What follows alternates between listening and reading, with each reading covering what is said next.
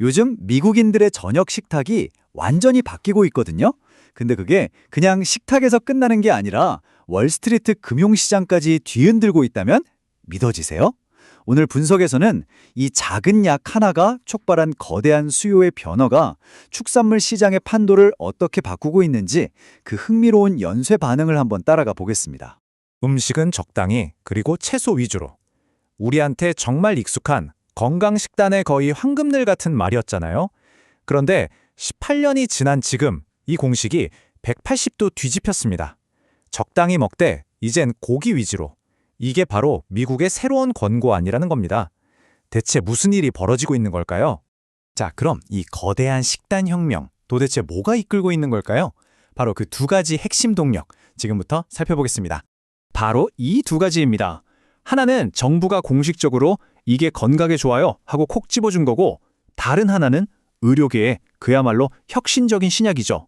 이 둘이 딱 만나서 미국인들 입맛 자체를, 아니 식단 전체를 아예 근본적으로 뜯어고치고 있는 겁니다. 12%. 이 숫자가 그냥 숫자가 아닙니다. 지금 이 변화가 얼마나 거대한지를 딱 보여주는 거예요.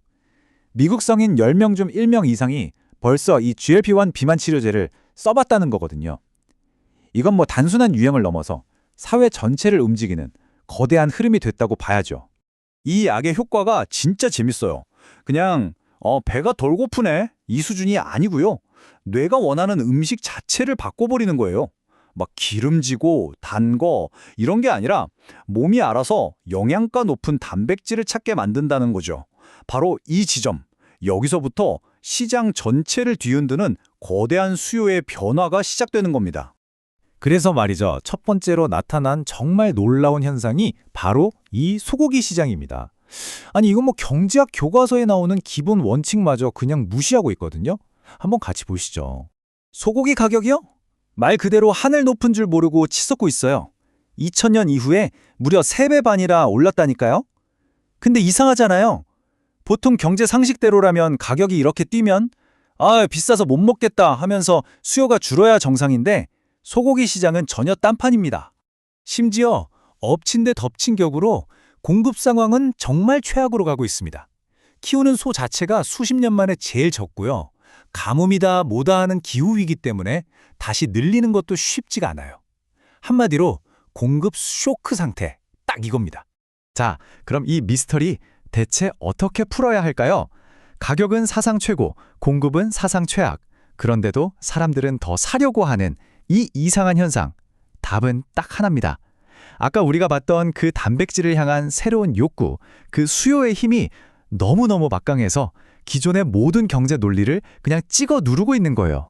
사람들 저녁 식탁에서 시작된 이 거대한 파도가 말이죠. 이제는 월스트리트의 심장부, 바로 금융시장으로 밀려들고 있습니다. 아주 예민한 투자자들이 이 변화의 냄새를 어떻게 맡고 있는지 한번 볼까요? 그 전에 잠깐 축산물 선물 시장, 이게 뭔지 간단하게만 짚고 갈게요. 쉽게 말해서 미래의 소 가격을 지금 미리 사고 파는 시장이에요. 여기서 제일 중요한 건 뭐냐면 이 가격이 미래의 수요에 대한 시장의 기대를 그대로 보여준다는 점입니다. 그러니까 선물 가격이 오른다? 이건 투자자들이 앞으로 더 많은 사람들이 소고기를 찾을 거야 라고 예측하고 돈을 걸고 있다는 뜻이죠. 그리고 이 타임라인이 바로 그 빼도 박도 못하는 증거입니다. 보세요. 2020년부터 꾸준히 오르던 소선물 가격이 최근 들어서 연달아 사상 최고가를 뻥뻥 터뜨리고 있잖아요. 월스트리트는 이미 단백질의 시대는 계속된다. 여기에 아주 강력하게 베팅을 한 겁니다. 이보다 더 확실한 신호가 있을까요? 하지만 이 화려하게 타오르는 시장의 이면에는요, 우리가 잘 보지 못하는 또 다른 이야기가 숨어 있습니다. 이제 시야를 좀 더 넓혀서 이 변화가 만들어내는 사회적인 빛과 그림자, 이걸 함께 들여다보겠습니다. 자, 이 단백질 열풍이 소고기만의 얘기가 아니라는 걸 이 차트가 보여줍니다. 한번 보세요. 닭고기 소비량, 이 파란색 막대, 무려 8%나 급증했죠. 소고기보다 훨씬 가파릅니다. 반면에 돼지고기는 오히려 줄었어요. 이건 뭐 소고기 비싸니까 닭고기 먹자 이런 대체 현상을 넘어서 아예 육류 소비 파이 자체가 커지고 있다는 강력한 신호로 봐야 합니다. 그럼 반대편에 있는 탄수화물은 어떨까요? 밀 소비량 2000년 이후로 무려 30%나 곤두박질 쳤습니다. 정말 엄청난 숫자죠? 미국인들 식단이 동물성 단백질 중심으로 얼마나 극적으로 그리고 빠르게 재편되고 있는지를 단적으로 보여주는 겁니다. 네, 이 표가 방금 저희가 본 그 흐름을 구체적인 숫자로 다시 한번 딱 정리해 주네요. 단백질은 오르고 탄수화물은 내려가는 아주 뚜렷한 추세가 보이죠? 하지만 이 변화가 모두에게 똑같이 이로운 건 결코 아닙니다. 지금 보시는 이 인용문은 우리가 절대 놓쳐서는 안 될 이 변화의 어두운 그림자를 정확히 짚어내고 있습니다. 바로 K자형 양극화 현상입니다. 비싼 단백질 식단이랑 비만 치료제에 접근할 수 있는 사람들의 건강은 이렇게 위로 쭉 올라가는데 상대적으로 저렴한 탄수화물에 의존할 수밖에 없는 계층의 건강은 오히려 아래로 뚝 떨어지는 거죠. 결국 나라 전체의 비만율은 낮아지는 것처럼 보여도 그 안을 들여다보면 소득과 지역에 따른 건강 격차는 더 심하게 벌어지는 그런 모순적인 상황이 나타나고 있는 겁니다. 자, 이제 결론으로 가보겠습니다. 오늘 우리가 살펴본 이 모든 현상들은요, 농업시장의 패러다임이 아주 근본적으로 바뀌고 있다는 단 하나의 거대한 명제를 향하고 있습니다. 지금까지 농업시장의 왕은 공급이었어요.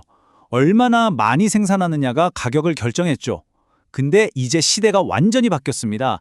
소비자의 수요가 가격이나 공급 같은 전통적인 변수들을 그냥 압도해버리는 진짜 수요의 시대가 열린 겁니다. 이제 시장에서 이기는 사람은 더 많이 생산하는 사람이 아니라 소비자의 마음을 먼저 읽어내는 사람이 될 거라는 거죠.